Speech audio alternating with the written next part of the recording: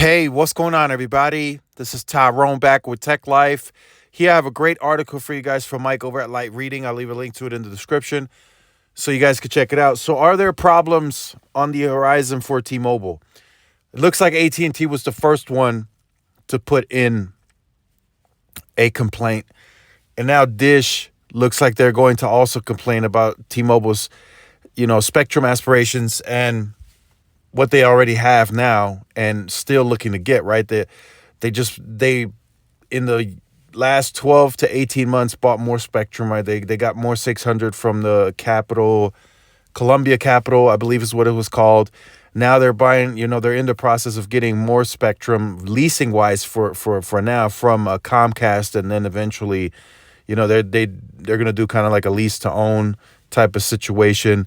So that's ongoing. Then Auction 108 is going to eventually clear. Then the T-Mobile gets more spectrum. They got more C-band and DoD. So they got a lot of that mid-band spectrum. Sub 6 gigahertz, they probably are very strongly positioned. And Dish is claiming that's gonna hurt competition.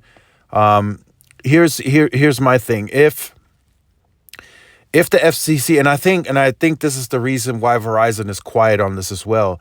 If the FCC implements some type of additional new spectrum screening and it puts a cap on how much spectrum you may own or deploy, that's going to put a cap on everybody. It's not just T-Mobile.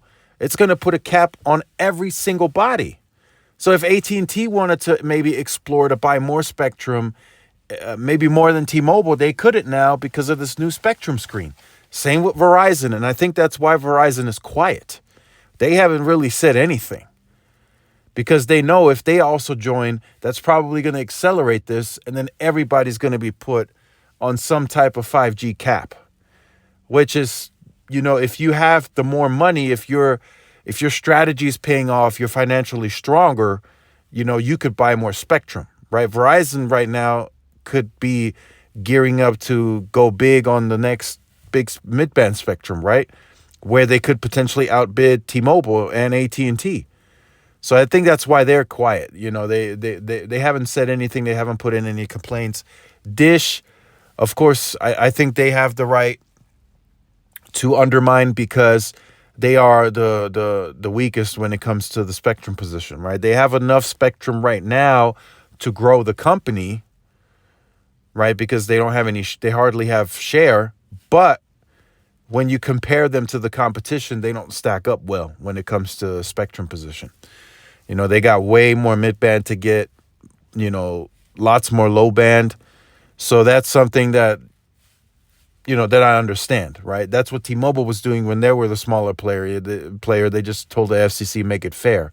But now, the FCC initiating looking at the spectrum screen, that could affect everybody across the board. They're not just going to implement that for T-Mobile.